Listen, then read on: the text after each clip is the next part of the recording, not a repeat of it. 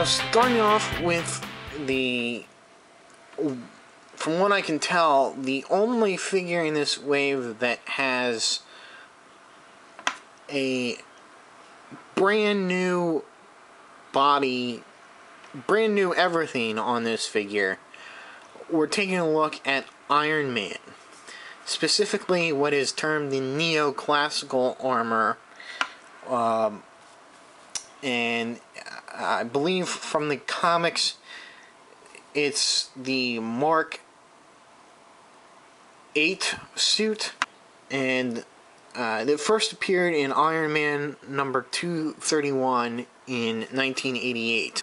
When I first started reading Iron Man, this was the second suit that he adapted. The first suit being the Silver Centurion, and a lot of people from the 90s are familiar with this suit because it took up a majority of that era. We'll take a little look at the back of the package here and see very nice how they brought in some of the older suits in the background there. I think that's done by Clayton Crane. He does the art for this whole wave. So it is a very nice sculpt. I really like the bulkiness of it. It really captures that suit. No, it didn't start out as bulky with the feet there, but towards the end, artists started really giving him the really big, thick feet. So that is pretty spot on. I think the hands, they appear to be a little bit small. Maybe it's just, maybe it's just a little bit that the cuffs here are oversized, but the hands do really look tiny on the figure. There's one thing that I am missing from the Iron Man suit, is that there's no removable faceplate where you can see Tony Stark underneath. And I think almost all Iron Man figures have either had that or an interchangeable Tony Stark head. So this is the first time that we do not get that. A little bit of a disappointment. The other disappointment is to be true to the comic interpretation, they've had to do the shoulder pads like this, but unfortunately the red that they chose is a very bright red, but a different tone and color to the red that they have for the rest of the figure here. And also they're a little bit translucent. I don't know if you can really tell that or not. It's not too bad, but it does look a little bit odd when you're seeing it. And of course they do really limit the articulation. I'll get into that a little bit later. Yeah, but the paint, for the most part, is very nice. I really like the gold that they use on the arms and the legs and on the lower chest here. But on the upper chest here, maybe you can tell, I don't know if it's not quite coming across right, but this is a little bit darker than the other gold there. And maybe that's a function of it being, next to the red, but I don't know. And even the red paint there is a little bit messy in parts. Not as clean as I would like it. And you can kind of really tell on the back there the difference in color. So for accessories, he comes with this base.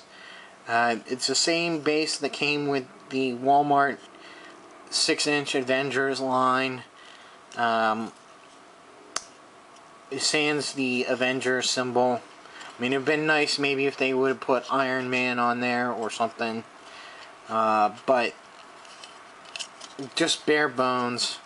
I'm glad we got something rather than nothing. I mean, if they were not going to include a build-a-figure piece in this wave, I'm glad we got this.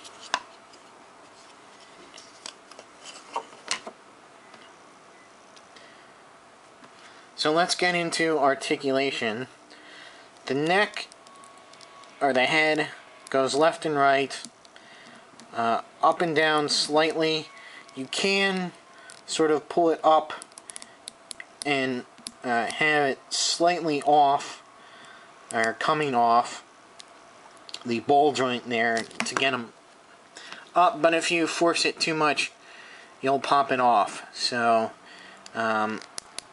it doesn't really look up too much, and that's unfortunate. And same thing with looking down, and that's it. Now, I talked about the shoulders before. They are limited by the shoulder pads here, and I always wondered in the comics how this worked. I imagine that these pieces on the actual armor suit, would kind of retract into a housing in here when he lifted his arm up, but for the toy, once you lift his arm up into a position like that, the shoulder pads here will, they are hinged to accommodate that, and we've seen that before on the Iron Man movie 6-inch figures, and even the 4-inch figures I think had that. So, it's not too bad, but it is a little bit annoying, but I do enjoy having articulation here rather than this just being solid and having, a very small articulation point there. Now he does have the bicep swivel, double elbow joints, although the huge cuffs here, gauntlets, do get into the way here. They only go so far. And the cuffs they do rotate here at the cuffs and at the wrist. So that's pretty neat. You don't see that much often. Usually it's one or the other. And the wrists do go in and out. And that's on both hands. He's got ab crunch forward and back. Pretty nice waist articulation as well. Unfortunately, he does have the old Hasbro joint in here where you have to manipulate this joint and the thigh joint or thigh swivel to get his legs forward and back.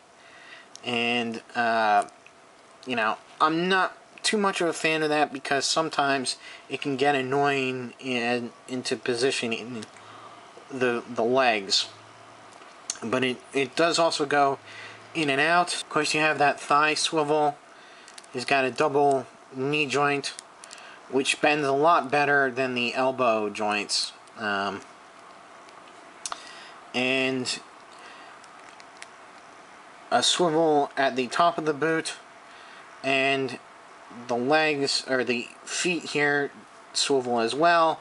I mean, the joint is there. You can kind of see underneath there, but it might as well not be, because it's just because of the way the boot is. You're not gonna be able to move it. There is some nice detail on the bottom of the boot there, and of course you have the peg for the stand. Feet don't always, because they don't utilize the articulation there at the bottom. They don't really.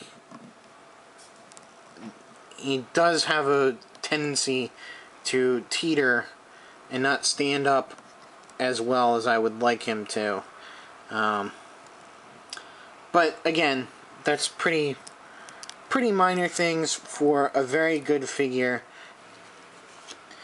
This was built specifically to defeat Firepower, who he had gone up against in the Silver Centurion armor, and as a result of the Armor Wars, if you've read that storyline or not, he went after, or Tony Stark as Iron Man went after other armored heroes and villains in order to sort of destroy the technology, because technology that he had created was stolen and used to update several armored characters, and he wasn't sure, so he went after a bunch of heroes and villains, and that caused a lot of strife with the government, because he went after the guardsmen that guarded the vault, and they sicked this new armored character on him called Firepower, and he ended up faking the death of Iron Man and the actual destruction of the Mark VII armor, the Silver Centurion armor. So he specifically built this armor to defeat Firepower, never intending to use it beyond that.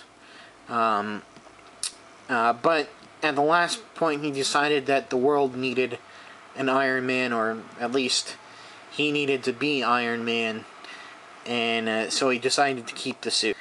The suit has several new features incorporated into it. He has an EMP, electromagnetic pulse weapon, that will affect all other electronics in a certain range for a period of time, except his suit, and an integrated energy shield in the gauntlet, and a much improved targeting system. All points that he had gained or learned of during his whole Armor Wars campaign. Now, like I said, the suit didn't really start out with legs as bulky as this, but as it went on, he decided to increase the thruster power of his boot jets, and so they got really big, leading to this coffee pot look for the boots. And one other thing that he did incorporate into the suit is a new piece of technology that's probably long forgotten since, but I remember it was the beta particle generator. I guess that's it. I mean, after this, he does use the telepresence armor, which I mean, he is remote control basically, and it looks pretty close to this, because he gets shot and is paralyzed, and so he has to come up with some form of, you know, some way to use the Iron Man suit again. So he develops that. So the next armor that he uses is the